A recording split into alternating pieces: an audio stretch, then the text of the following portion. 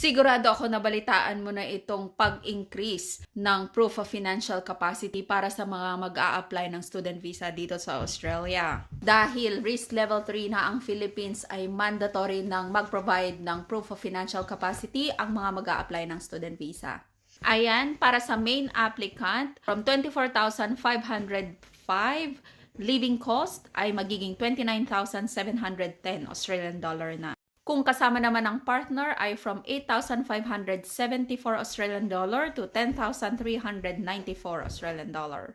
At kung kasama naman ang child ay from 3,670 to 4,449 Australian dollar per child po yan. Kasama sa breakdown ng Shongog Money ay yung course fee. Andyan po yung buong detalye at may mga examples po siya sa Department of Home Affairs website. Depende po sa circumstances ninyo. Kung isasama nyo naman po ang inyong anak ay nandyan din po ang guidelines kung magkano ang dapat nyong isama sa inyong show money.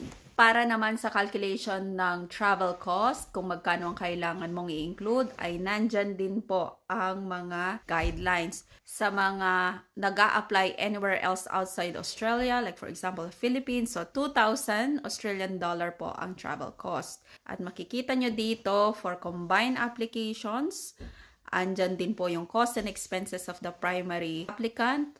For family members, also applying for the visa include. Andyan po ang breakdown. Kaya puntahan mo na ang Department of Home Affairs website. In-update po ito kahapon para makita mo ang buong detalye.